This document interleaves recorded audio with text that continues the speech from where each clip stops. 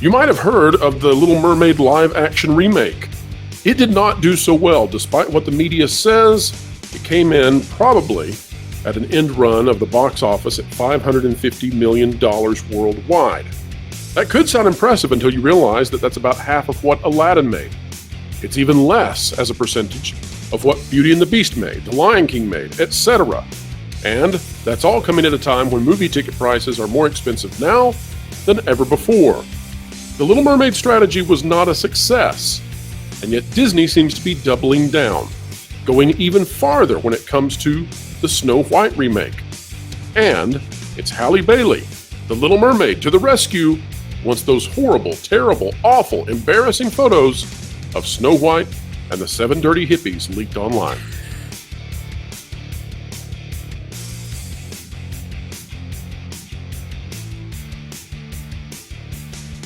All right, folks, welcome back to another gorgeous day here on the WDW Pro channel.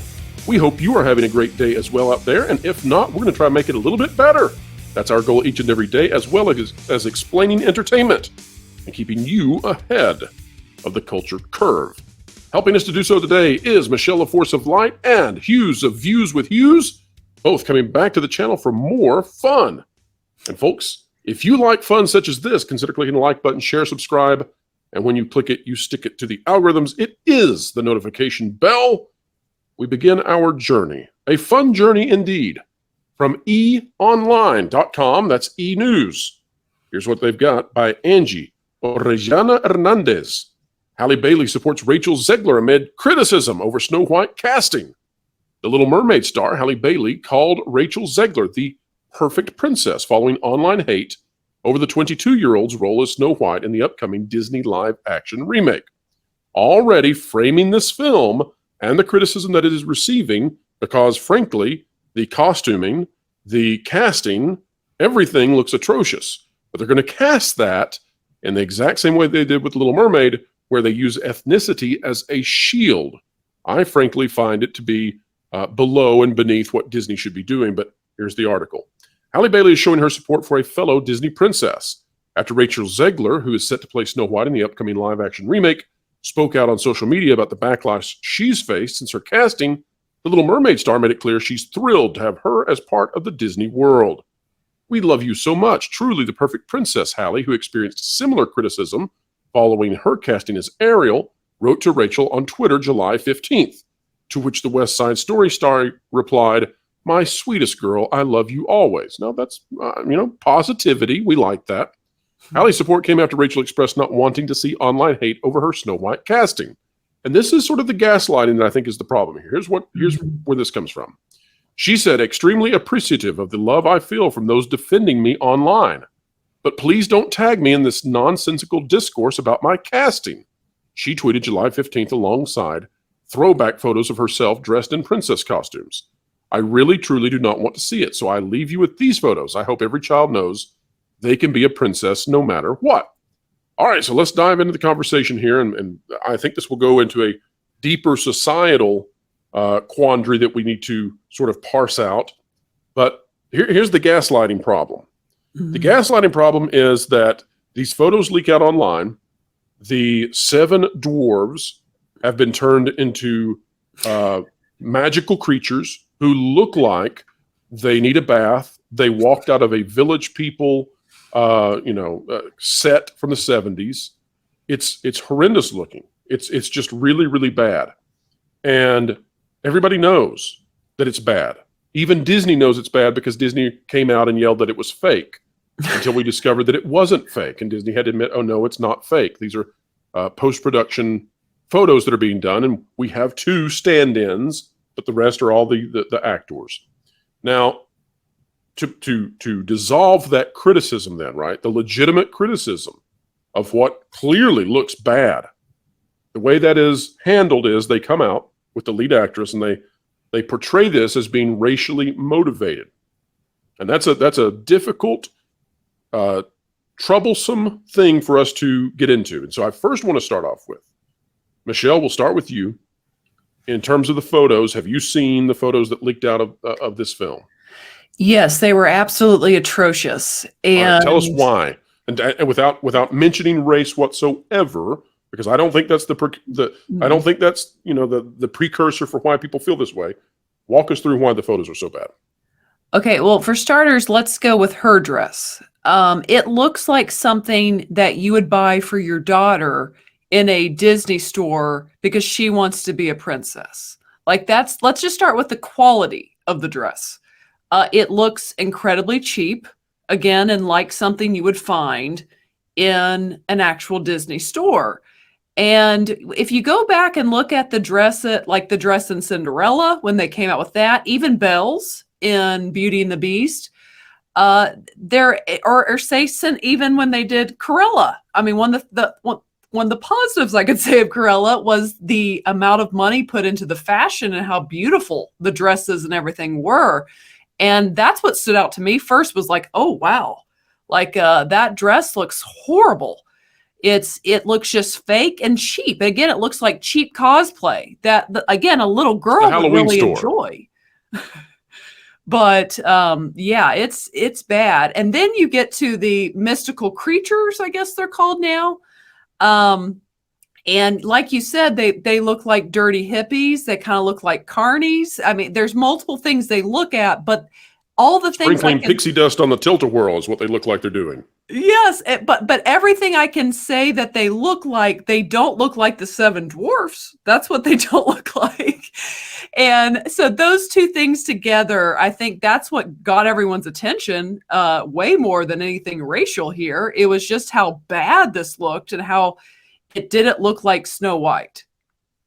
I explained with Jonas in a video that we did, I talked about Snow White, why that story resonates, what it is about it that connects with people and what it's truly about.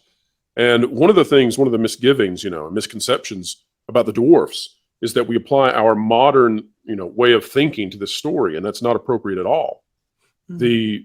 The way the story works is that Snow White is a young lady who goes from prepubescence into womanhood for the time. And in doing so, she garners the ire of the queen, because the queen does not want to be exited off the stage as she ages, right? She wants to be the vision of vitality and beauty. And Snow White will take that from her, right? And that's the envy of the older generation not wanting to give way to the new.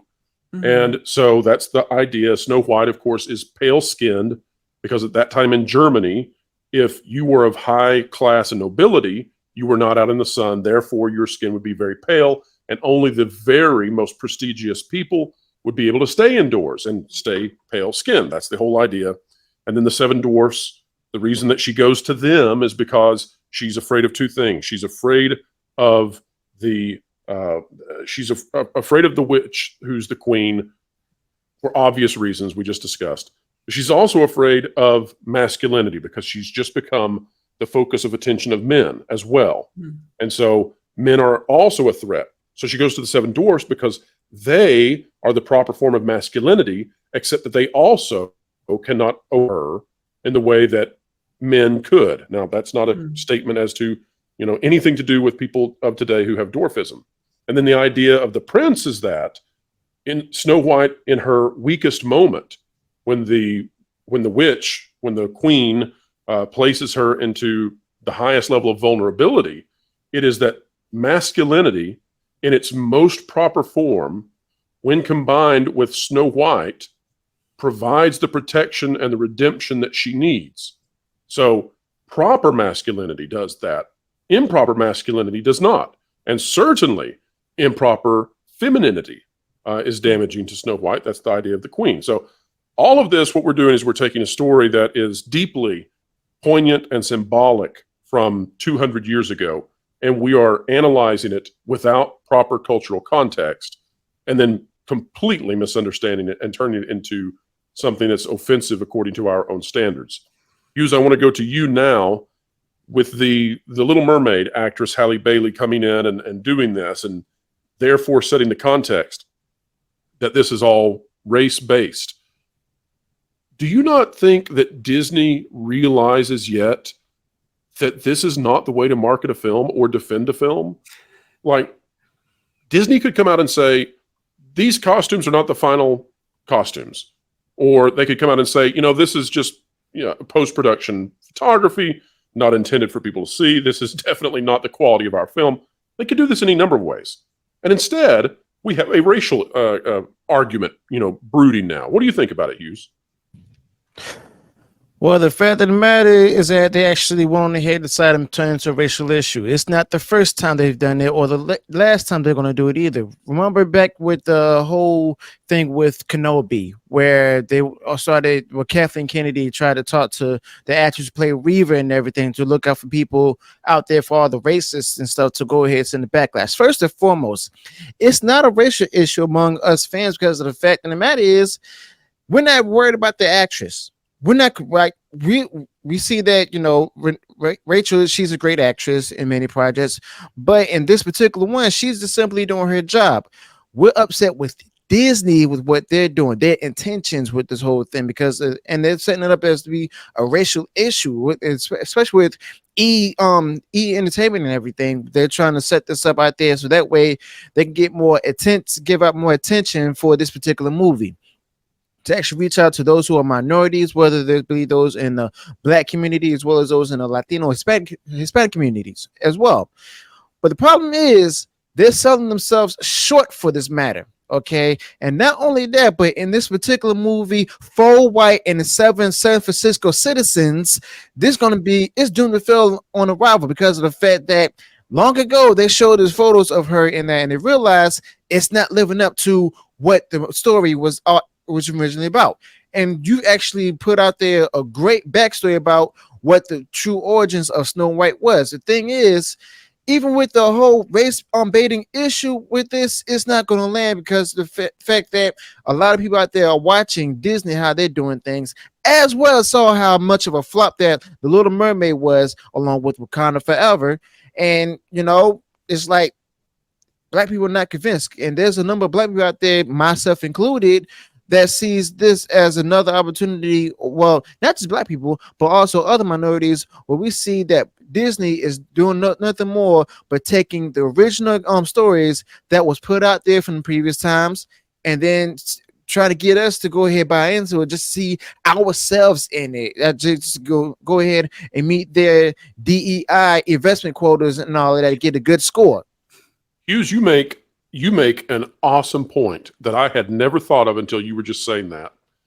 In the past, the Walt Disney Company would release these movies in new formats. So they would release it on VHS, then on DVD, then on Blu-ray. They would also put these things in the vault, and they would bring them back with new special editions, right? And so there was this redundant way of making money after money after money off the same movie. They can't do that anymore. It's all on Disney Plus. So Hughes, you made an awesome point, because Disney, what they may be doing now is saying, well, we can't release these in new formats. What if we release them with new ethnicities? And that I had never thought of that. I'd like to have a very difficult sort of conversation, one that we'll have to tread carefully, and one that, who knows, YouTube may not even want us to have this type of conversation, but I think it's important and healthy for society. When I'm looking at these ethnic swaps that the Disney company is doing with their live action remakes, one of the things that I don't understand is I don't understand well the rules for what is appropriate and what is inappropriate. Michelle, let's start with you on this. Just give me your baseline thoughts on it. I can imagine that if you were to take, for example, the character of Mulan and have that character be played by someone who is Irish with red hair, that would not work. And I can also imagine that if you were to take the character of Tiana and have her played by someone of, let's say, Iraqi descent, right, from Iraq, I don't know that would work. I don't know that a Middle Eastern person would be able to play accurately Tiana. Maybe they could. I don't know. I don't know the rules well. I can tell you that I am not, I am not 7 foot tall, and I am not of a dark enough skin color that I would feel confident playing Shaquille O'Neal. I don't think that I could accurately portray Shaquille O'Neal in a movie. And so if someone offered me that role, I'd probably decline and say, I would love to play Shaq. I think Shaq's an awesome person. They I better would give have a me a very lot of hard time CGI for portraying him. that. Well, maybe you could. So, Michelle, walk me through, what are the rules for this? What makes it Yeah. offensive versus inoffensive? Well, yes, in regard to actually the casting of Snow White, it is interesting that in a society where we like to talk about cultural appropriation, that only seems to apply to certain cultures because Snow White is a German tale. And what about the German culture? Like, are we going to get that? Because Rachel Zegler is a lovely actress, very talented. But if you for this, I would say she's miscast just from the standpoint of you look at these live actions. There's only one race they're swapping with. They stayed true to form with Mulan. They stayed true to form with Aladdin, which did very well at the box office. And then we come to, I believe, the Little Mermaid is Danish, I believe. Yes. And that gets switched. And then now we have a German tale that also gets switched. So I just ask, at what point is that cultural appropriation? Like, what about those cultures that we're not getting to see? I feel like that's kind of selfishly Americanizing their culture, quite frankly. Well, that's a great point too. And one of the issues is that with what they're doing, they view the world from an ethnocentric standpoint, and I don't think they realize it. When they segment out the world and say we're going to have diversity and we're going to make minorities be a larger part of our films, they do that from looking only at America. Because if you look globally, I don't know who the minority is and who the majority is any longer, because the global population is that's more complex to figure out. Hughes, I want to go to you about this same issue. What is offensive and what is inoffensive? When is it appropriate to do these ethnicity swaps? And I'll give you an example of one that I don't have any problem with, but I don't know why I don't have any problem with it.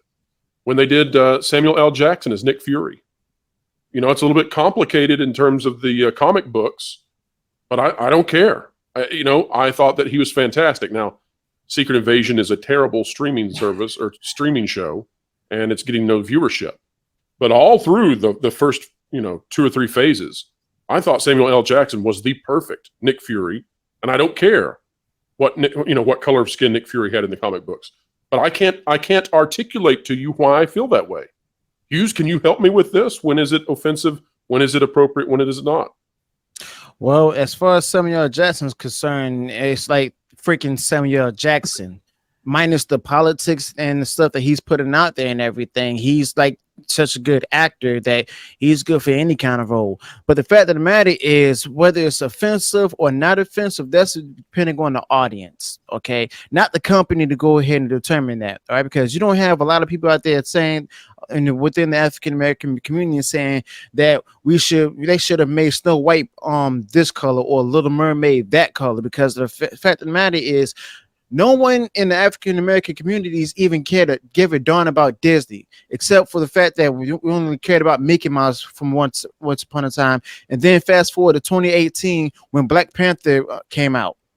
That's when we started caring about what Marvel and Disney put out there. And the fact of the matter is, and it's also interesting because of the fact that even though like the only people who were saying that something's either offensive are white people. And I'm talking about, right, so let's ask a hard question then, Hughes. This is a tough one. What would you think if they tried to cast a quote unquote white person to play Black Panther? I do this. I give the same reaction as I did when they casted a black person for Little Mermaid, or even a black person to play Wonder Man. If that's the rumor is true, y'all gonna lose money. Well, that's the perfect answer. That is the perfect answer, Hughes. That's what the investors should be saying. Wow, I could not say that better, because that's exactly right. Y'all gonna lose money. It's too dang hot, Bob. The thing is, all these investors out there handling these millions of dollars, they're really smart, but they lack common sense to determine or do a thorough investigation themselves to see how they can, if to see or investigate, is this going to make a lot of money or is it not going to make a lot of money? They don't use the common sense out there to go ahead and then state to themselves, okay, what Disney's doing right now, because of the fact that they don't know what's going on in African American communities or any other minority communities and stuff. I'm not trying to get political right now, but I'll let y'all know this right now. When you do that, you're going to be blind as to to see like the possible results or consequences for it, rather than assuming or hoping that you're going to make a lot of money. If you do that, if you make your own investigations or determinations, or even go out there on social media, for example, TikTok, that's a good example. If you go on TikTok and see how they're reacting to, news about a certain character being race swapped from a Disney movie or show, and you don't use that as fortitude or reason to go ahead and decide to make like what you're going to do with profits, or to see if you should sell the stock or whatever, that's on you. So, Michelle, I saw you had a thought. What were you wanting to say there? I was just going to say, I would summarize it this way. I've said this on my channel a couple times. I think it goes back to why you're not necessarily bothered by Nick Fury. One, as he said, it's Samuel L. Jackson. It was a great casting. Right. But secondly, I've been saying this. People get upset when you sub out either gender or race swap an iconic main character. Like, I don't, and you can correct me if I'm wrong, from the comics, but Nick Fury, even though he's important, he's not Iron Man. He's not Captain America. He's not Spider-Man. So it probably, because here's another example I often use in the new Batman movie. They recast Jim Gordon as a black man, and no one said anything because that guy's a great actor, and it's Jim Gordon. It's not. Right. An iconic, and the race doesn't seem to be, integral to the role there. Yes. Whereas with Snow White, yes, you sort of have to be someone who would appear to have lived in Germany at that time, and it's like if you were to take Roots, for example, and recast that entire movie with Japanese actors. Well, that just doesn't make any sense, because yes, and especially contextually it changes everything. Yes, and especially when, she's literally defined in the book as having those ruby red lips and skin white as snow. It's literally a characteristic of the character. Now, by the way, that said, if you want to go back and recast OJ's role and give that to somebody of Japanese descent, maybe nobody would argue with that one. We might all be okay. But so here's the problem, though, okay? And Hughes, I'm going to give you final word on this. I don't think that marketing what is surely a family/children's film, marketing it, making a major part of the pre-release conversation be about this sort of thing instead of, oh, she's beautiful. Oh my gosh, I can't wait to go see it. Oh, did you see the CGI special effects in the trailer? Like, or the soundtrack? When we're talking about this other stuff, I don't think that it does Disney any good at all. In fact, I think it's counterproductive to everything they're trying to do. Like you said, y'all going to lose money. So, Hughes, why have they not learned yet? Simply put, because the fact that they believe that, either they believe that more people going to enjoy more of the things that's being put out there, or if they say, the last one didn't work, so we're going to put this out there, I'm sure they're going to like it. Or it could be contractual obligations that they've made before, that all the contracts been signed, all the money's been paid for. It's too late to go back now or to try to change anything up, because that means they have to spend more money. And as we know, Disney doesn't have enough money left over, or don't even have any money left. But they marketed it, they plan to market it as a wholesome family movie, only to find out when the kids go into the theaters to see the movie, there's like certain things happening. This person is a gay character. That person doesn't have any pronouns, so on and so forth. When the children ask parents questions, the parents have a hard time trying to answer the questions as well. That's when you got people going out there trying to tell parents, to give suggestions to parents of what to say or what to do. But the fact of the matter is, the world is not their parents. They got parents of their own in the household. Well, I can't wait for the conversations on this one. As the kids are riding home, the little precocious 5-year-old, the 6-year-old, they watched Snow White and the Seven Dwarves, a day or 2 days before going to see this film to get them excited, right? And they go and they see these 7 magical creatures. And I just would love to be a part of the ride home where they're like, Mommy? Won't that be fun? But this is a conversation we can continue having. I think that Hollywood does not know what to do. Disney clearly does not know what to do. The rules of engagement are not clear, and I think that's why companies and people are stepping on each other's toes. And I would like for us all to live in a world where we are respectful and appreciative and harmonious with our neighbors, no matter their skin color, no matter their ethnicity. But we need to better understand the rules. And at the same time, I think these companies need to stop manipulating our emotions and our stories in a way that creates hardship and division where there would be none otherwise. All right, Michelle, where can people find you on this great, big, beautiful web out there? Yes, they can find me and my sister at Force of Light Entertainment on YouTube, also on Twitter and Instagram. So check us out there. And the link is in the description down below. Hughes, same question to you. Well, you all can find me on YouTube as well as Rumble for Views with Hughes Agenda Free News, where I'll share with you all the different content out there with current events as well as pop culture. You can also find me on Twitter, Mr. Romy Rome. That's also going to be in the description below as well. All right, folks, the conversation here comes to a conclusion, but the communication from all of you begins. Drop a comment down below. We covet your comments. We care about what you think. Please tell us, what do you think should be the rules for this new world? You know, when do people get to be recast in roles that perhaps have always been cast in one particular ethnic direction? When is it right? When it is wrong? Let us know. And if you like content like this, consider clicking the like button, share, subscribe. That notification bell, when you click it, you stick it to the algorithms. Folks, the Pro Show is live Thursdays, 5 to 7 p.m. Eastern Time, each and every Thursday. And if you're not yet a member of this channel, consider it. All kinds of exclusive content, and it is the price of a soda per month. Well, that brings us to our final saying that we do each and every time here on the Pro Show, here on the Pro Channel. Wherever you are, whatever you're doing, keep learning, keep growing, and keep having fun. Make sure to catch the Pro Show Thursdays 5 to 7 Eastern Time. Entertainment Explained, The Culture Curve Conquered, live with Pro and all his friends.